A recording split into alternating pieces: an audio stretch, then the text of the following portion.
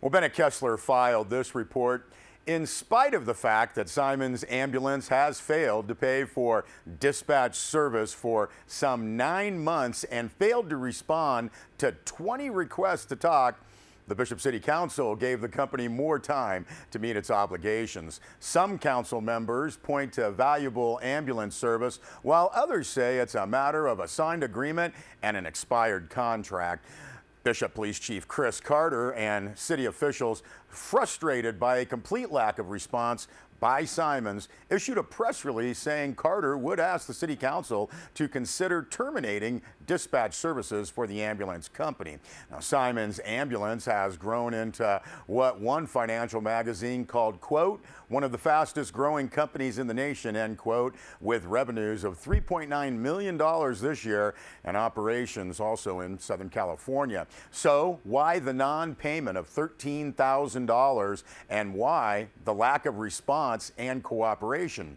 Judge Simons would only say the company has problems collecting insurance reimbursements for service. Now, an unconfirmed story did come out when the city council met Monday, a story that Judge Simons claims he could not provide a requested profit and loss statement to document financial problems because a company Simons wanted to merge with was under investigation for alleged fraud. That claim, too, remains unexplained. And while Judge Simons would not speak with the police chief or city administrator, he did talk privately to council members. Now, among them, Mayor Pro Tem Pat Gardner, and she told Sierra Wave Media Simons is in breach of their contract and they need to pay. Their contract says what to do to make modifications, end quote. She said Simons did not respond to any communications in over a year. Said Gardner, quote, if they can't make it work, they need to talk to us. Don't just default and do nothing, end quote. Now, of the council's lack of action on the issue, Gardner said it sets a horrible precedent. She said it is not a personal matter and that Simons does a, quote, wonderful job, end quote. Gardner said the city of Bishop has an obligation for public safety, but also a fiscal responsibility on contracts. Now, before the council meeting, Judge Simons dropped off a check at the police department for $1,300 of the $13,000 owed and told an officer about the alleged merger and fraud investigation. You can see more on this story on our website, sierrawave.net, and more on this issue is expected at the January 13th Bishop City Council meeting. Well, the organization of Eye Care has now raised $20,000 more for a new animal shelter project. That means available money adds up to $545,000. Bennett Kessler filed this story. The INYO supervisors on Tuesday asked Deputy Public Works Director Jim Tatum to go ahead with preparation of bid requests that would include two options, one shelter with space for people and one without. Officials did reconfirm that they support option 2, the building with space for the public and employees, but want information on both options in the bid process. Now, Deputy Director Tatum said option 2 with space for people would cost roughly $700,000. Option 1 with space for only animals would cost $584,000. Now, Eye Care President Ted Shady said the organization needs to have the option 2 goal out there to raise donations. Shady said he thought the board had committed to option 2 the last time the issue came up. He said the existing animal shelter is, quote, pretty awful for employees and the public and has to sit outside on a plastic table, end quote. Now, Inyo County Administrator Kevin Caruncio said the county does want to move forward with option 2, but include option 1 in the bid process for information purposes and a fallback position. The board voted unanimously for the Public Works Department to go forward with plans and develop a bid process, including both options. And again, more is available on this story on our website, sierrawave.net. Well, we're getting information from a press release that states recently, and in no uncertain terms, the World Health Organization declared that all types of outdoor air pollution, including dust and smoke, cause cancer.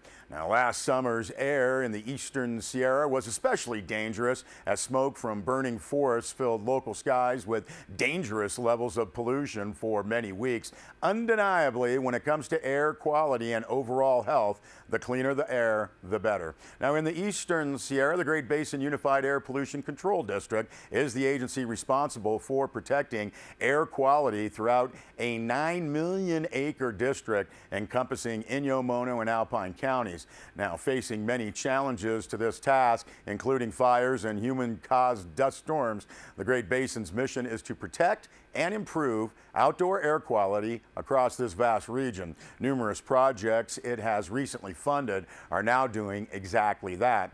Using a $6.5 million payment from the Los Angeles Department of Water and Power, almost 30 different projects across the district were recently funded to measurably reduce and prevent harmful air pollutants. Administered as a joint project between the Great Basin and LADWP, the Clean Air Projects program, known as CAP, enabled a large variety of air quality projects to be implemented that otherwise would not be possible. Across all three counties, over 475 old wood stoves and open fireplaces were replaced with more efficient and much cleaner heating systems. According to scientific studies, old non-compliant wood stoves and fireplaces emit about 53 pounds of smoke per year. In comparison, new EPA-compliant stoves emit around 25 pounds and pellet stoves just around 7 pounds. Now, clean-burning propane emits even less.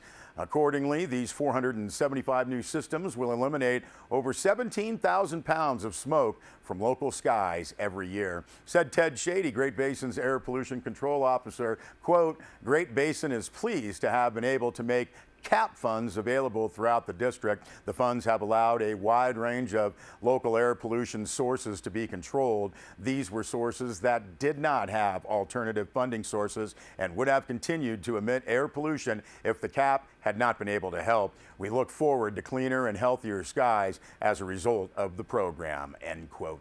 For more information, you can go to their website, gbuapcd.org. And for much more on this story, please see our website, sierrawave.net. Well, we're getting information from Dr. Rick Johnson, Inyo and Mono Health Officer, that this week Public Health received the first report of the season of a local who has a laboratory-confirmed influenza infection. The individual has not traveled out of the area and has not been hospitalized. Press release notes that seasonal flu activity is continuing to increase in parts of the United States and is expected to continue to rise in the coming weeks. Hardest hit areas include the south central and southeast regions of the country, especially Mississippi, Texas, Alabama, and Louisiana. California is experiencing the expected low levels thus far. Now, this week just happens to be National Influenza Vaccination Week. I got mine today. Getting an annual flu vaccine remains the single most effective way for people to prevent the flu and its potentially serious complications. Now, if you have not gotten your flu vaccine yet this season, now's the time, according to Dr. Johnson. It will take about 2 weeks for protection to develop. Vaccine is offered locally at doctor's offices, clinics, pharmacies, and health departments. Dr. Johnson says, do yourself, your family, and your community a favor. Get a flu vaccine before the holidays. We'll be back with more news.